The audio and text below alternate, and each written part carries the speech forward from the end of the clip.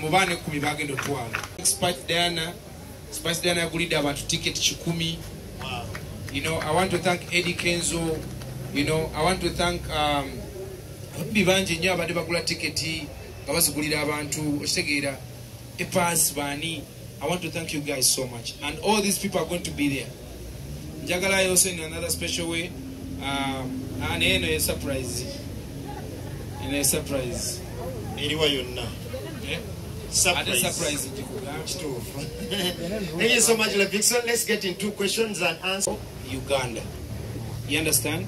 It is a win already for me. You understand? It has a goal about on the Musanyu Funti Eddie Kenzo, a color already at Jugolachi, Yajijusa or Segera. So, Sida Barachi in Bantia, Ngatenda, we are adding on already the win we have. You understand? So, Iran never Zakatori Yamusobo says, or could use a coloro. Never Zanavana Uganda, I'm supporting. So, that one, it can't, there's no fear, there's nothing. We are just celebrating that he won. You understand? His win is for all of us. You understand? Yes.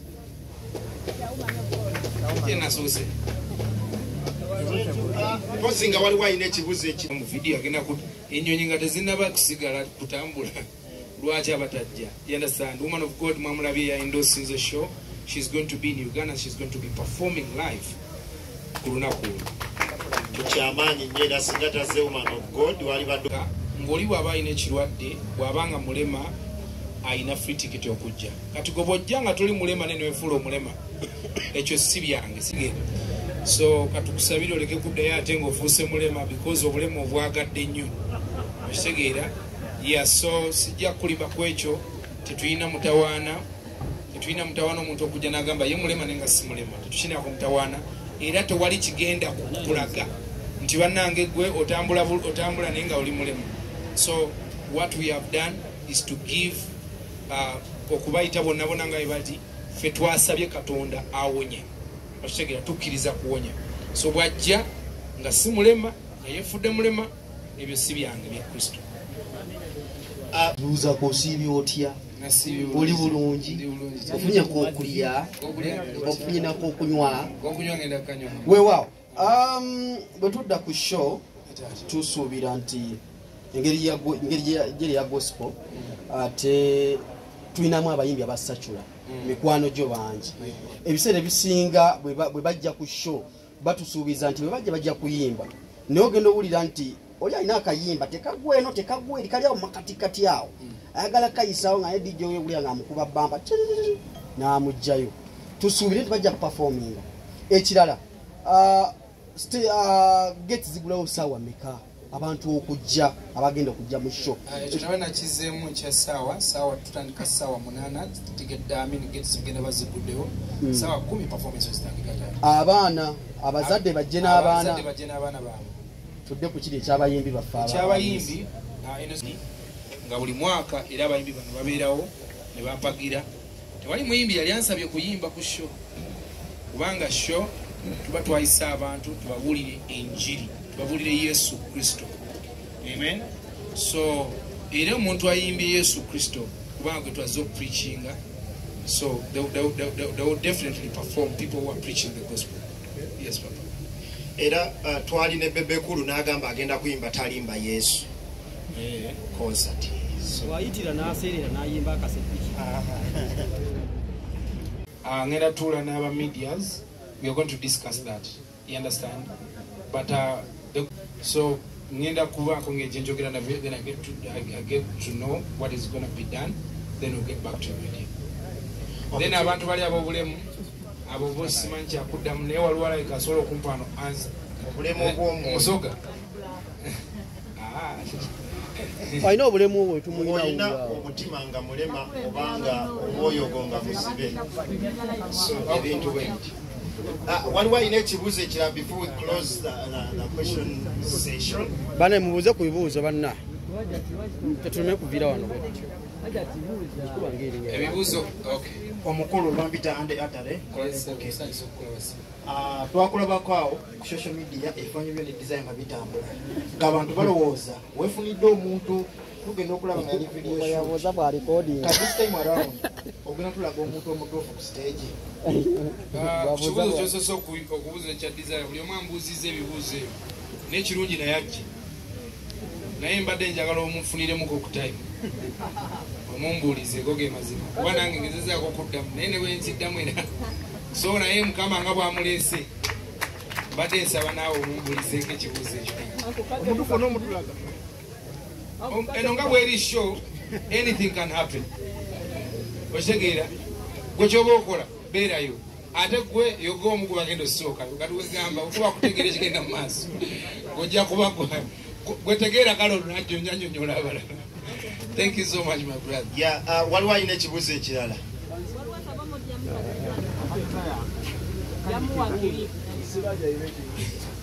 Sidaje. Salamu alaikum.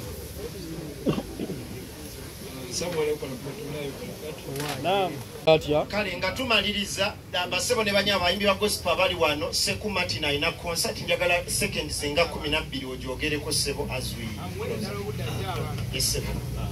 Mwebale nnyo mwebalire ddala MGN ne sponsors abaliwo our guest Wendy, thank you so much for coming.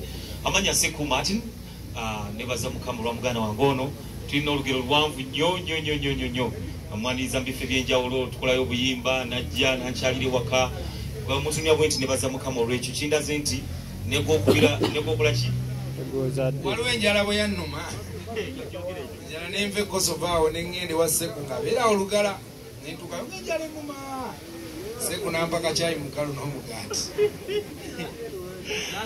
nansigirako bulubandi tuvudde wala ne baza mukama olwa Levixon olaba nti ebiro tubituukirira ate nti ate alina waatuuse nti naffe tukuze naye nga ate tukyaliwo mpolampola okubanga tutambuza omulimu nja kubaniriza nga 27 ate naye agenda kubeerawo ngenda kuba celebrating emyaka 25 ngenda kubeera ku Serena ne bandi yange yonna abategeera kya live performance abategeera okuba omuziki ngenda kubeera ddala omuziki gwenyirinya ate yagambye ajja kubanga ajja nolwekyo tubaza mukama okubeera ne concerts ebbiri ez'amaanyi mu kibuga Kampala ate nga tuweesa mukama ekitiibwa nyo kyombaniriza emitwalo gigenda kuba 5 ordinary ticket emitwalo 10 VIP single n'emmeeza milioni 2 abantu nga baliko 10 mujje twongere okuwagira gospel music ate nzikiriza nga tumaliriza Mbeera ne 25 years of Seku tugenda kutandika kibayita tour mu Uganda yonna era nzikiriza ba sponsors bagenda kitulamu tube nga tukuba omuziki north east west wonna tube nga tutambuza enjiri ya Kristo mukama waffe mwebale nnyo baganda mwebale nnyo okuwagira gospel music mbajukiza ebirango gigulawo ku ssaawa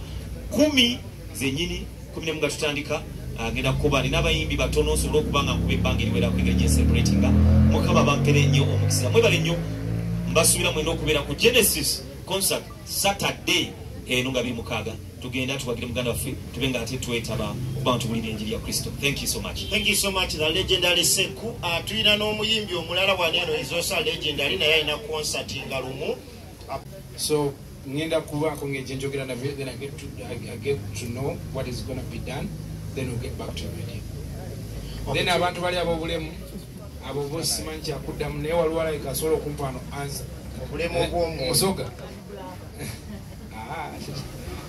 alina obulemu obwo tumulina omutima nga mulema obanga omwoyo nga muzibe so ebintu bwenti waliwo alina ekibuuzo ekirala before we close the question session bana mubuuze ku bibuuzo banna tetuleme kuviira wano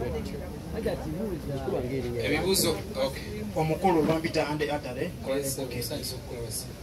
twakulabako awo ku social media ebifaananyi byo ne design nga bitambula ng'abantu balowooza weefunidde omuntu tugenda okulaba nga yali video kati this time around ogenda tulaga omuntu omutuufu ku stage kibuuzo kyosoose okubuuza ekya design buli omu ambuuzizza ebibuuzo ebyo n'ekirungi naye ajje naye mbadde njagala omunfuniremuko ku time omumbuulizeeko ge mazima kuba nange ngezezaako okuddamu naye ne bwenziddamu era so naye mukama nga bwamuleese mbadde nsaba naawe omumbuulizeeko ekibuuzo ekyo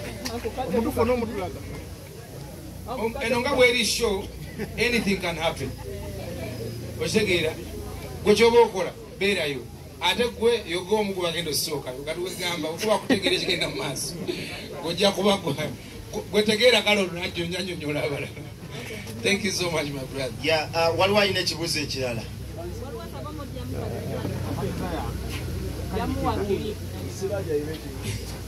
Sidaje.